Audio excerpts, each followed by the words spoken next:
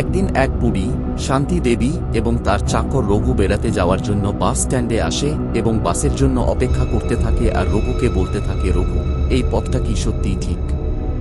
জায়গাটা নাকি বহু বছর ধরে পরিত্যক্ত? রঘু উত্তর দেয়, হ্যাঁ মা, শুনেছি ওখানে এক পুরনো জমিদার বাড়ি আছে, কিন্তু ভয় পাওয়ার কিছু নেই। রঘুর কথা শুনে বুড়ি বলতে থাকে, ভয় তো মানুষকে নয় রঘু, ভয় অদৃশ্যকে।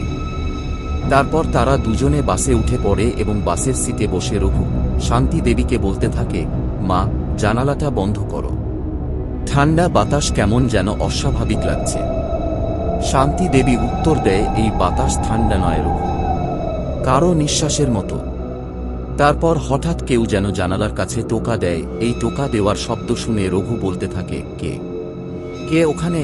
তারপর তারা বাস থেকে নেমে একটা বাড়ির সামনে পৌঁছায় আর শান্তি দেবী বলতে থাকে, এই তো সেই বাড়ি, কত বছর পর ফিরলাম।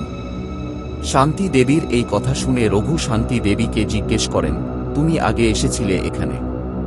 শান্তি দেবী গভীর স্বরে উত্তর দেন, হ্যাঁ, এই বাড়িতেই আমার শেষ যাত্রা হয়েছিল। দুজন কথা বলতে বলতে রঘু হঠাৎ একটা ছায়া দেখতে পায় আর শান্তি দেবীকে বলে ওঠে, মা, পেছনে কে দাঁড়িয়ে আছে? শান্তি দেবী উত্তর দেয়, ওই ছায়াটা আমি চিনি। তারপর ওই ছায়াটি শান্তি দেবীর উদ্দেশ্যে ফিসফিস করে বলে, শান্তি, তুমি ফিরে এসেছ। এই কথা শুনে রঘু জিজ্ঞেস করে, কে কথা বলছে? নিজেকে দেখাও। তারপর ওই ছায়াটি ওদের সামনে আসে আর বলতে থাকে, এই বাড়ি আমার, কেউ এখানে বাঁচতে পারে না। শান্তি দেবী ছায়াটিকে জিজ্ঞেস করে, তুমি এখনো মুক্তি পাওনি? শান্তি দেবীকে ছায়ার সঙ্গে এইভাবে কথা বলতে দেখে রঘু জিজ্ঞেস করে, মা, তুমি এভাবে কথা বলছো কেন? তুমি কি ওকে চেনো? শান্তি দেবী উত্তর দেয়, ও আমার স্বামী, যাকে বিশ্বাসঘাতকতা করে হত্যা করা হয়েছিল। ছায়াটি শান্তি দেবীকে বলে, তুমি আমাকে ছেড়ে চলে গিয়েছিলে। শান্তি দেবী উত্তর দেয়, আমি যাইনি, আমাকেও হত্যা করা হয়েছিল। এই কথা শুনে রঘু কাঁপা কাঁপা গলায় বলতে থাকে, তাহলে তুমি কে?